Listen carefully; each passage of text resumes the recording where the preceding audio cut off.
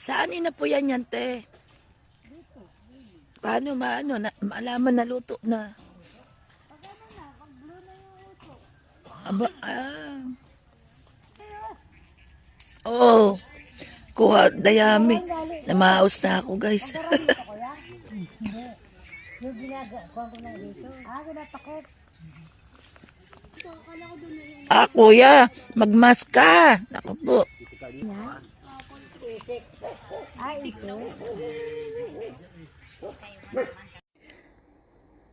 Magandang buhay guys.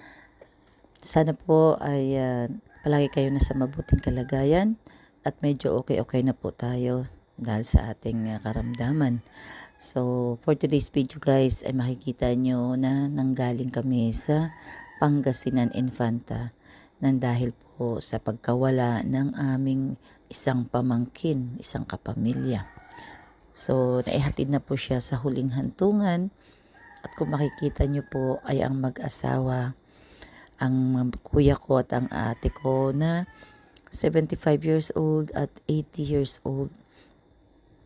Sa kabila po ng pinagdaanan nilang pighati at hirap, ay nagawa pa po nila tayong mabigyan ng magdadala pag-uwi. So ayan guys, at matagal na pong ilagay sa ilalim yung uling. Paggawa ng uling ay talaga po nakaka-excite po pala. Pero napaka-alikabok po. Yan po ang simpleng buhay sa probinsya. Na sana ang pamangkin ko kung hindi nawala ay siya ang gagabay sa kanyang magulang. Pero dahil po hindi na kinaya, ang hirap ng buhay, ang sakit na dinaranas sa pamilya niya, ay talagang winakasan na lang po niya ang kanyang buhay. So, ipag-pray po natin ang ate at kuya ko na sana po ay makayanan nila, lumakas pa po ang kanilang katawan at magkaroon po sila ng maayos na kalusugan. Dahil sa ngayon po ay dalawa na lang po sila sa kanilang bahay. Paano sa kabila po ng edad ng aking kuya, ayan po ang 80 years old ay talaga po mas malakas pa po sa akin. Nakakatuwa po. Kuha, dayami. Probinsya po Namaos na talaga ako, guys. kapag masustansyang gulay ang pagkain, kahit simpleng ulam po ay talaga pong lulusot kuya, ang ating magmask katawan. ka. Naku po. So, ayan po ang kapaligiran ng bahay ng kuya ko at ng ate ko. Ganyan po ang buhay nila sa probinsya.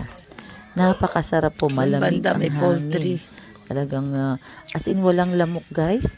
Kung nakikita nyo po na ganyan niya, wala pong lamok ng hapon at umaga. Nakakabilib po. Ang daming puno pero wala pong lamok. Kasi po sa labas lang po kami natulog sa ilalim ng puno.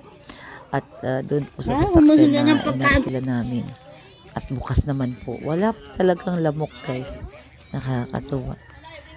So, shout out sa Team Roel Lipat, sa maraming suporta si Roel Lipat, Ma'am Luz, Sis Percy, kapatid na Dong, Delio TV, Sir Jeroy,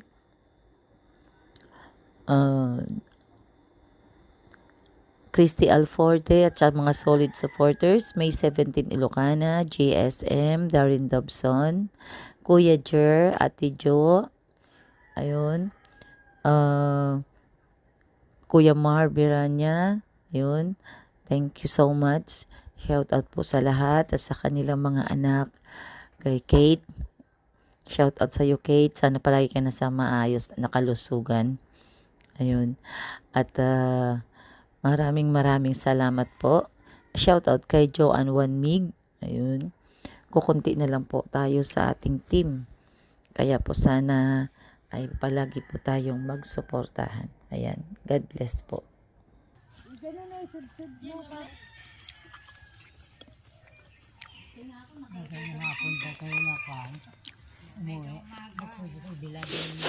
Magandang umaga, Olongga po.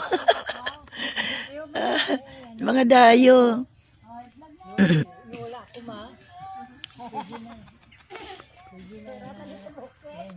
Shout out. Wala na akong boses.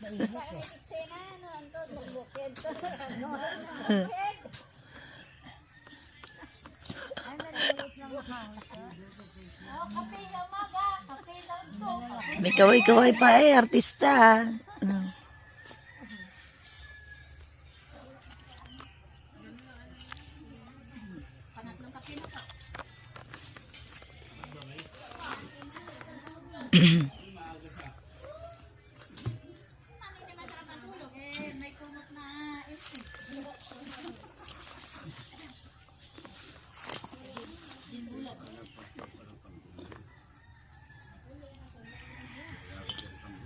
Ayun, ang dami. Kunin mo yung lata. Ano yan, kuya? Pinutol-putol nyo muna bago sinunog? Ah, kaya ready na siya, no? Eh, di ka trabaho.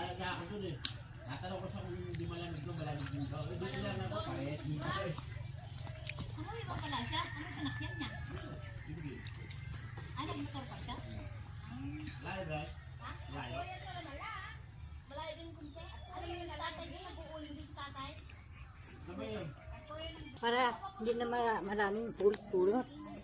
Wala lata.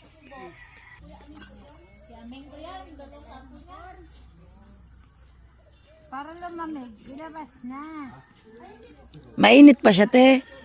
Ano gamgam?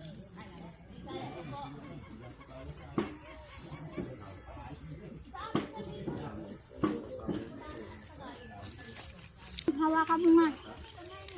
Hawak mo gungo. Magkakunga mo. Uling-uling pag may time. Enggak ko, agang ako ng kwam. Enggak, agang ang uwingang uko ka. Ang laki naman, mabigat na yan, Deng. Ay, hindi ba kaya yan? Hindi mo kaya buhatin yan. Kaya ng hilaw mo. Oo, hindi. Kaya namin yan. Maganda nga yung malaki na eh. Ilang na ako, 4. Siguro 8 ka nito, 2 na yun, diba? Yun na lang malaki. Malagyan, para isang yun o. Malaki ano, yung dilaw. O kaya nga.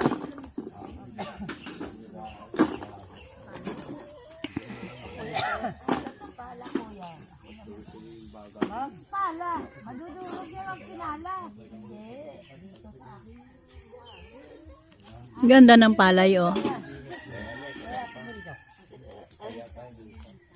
Yung ilong mo. May gikas na yun, hindi pa? Nagparaning load, ay ano, nag-charge pa sila.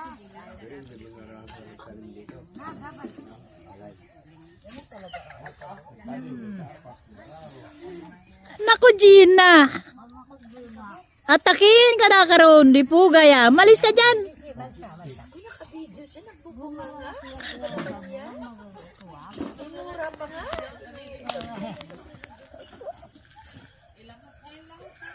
Stop ko na.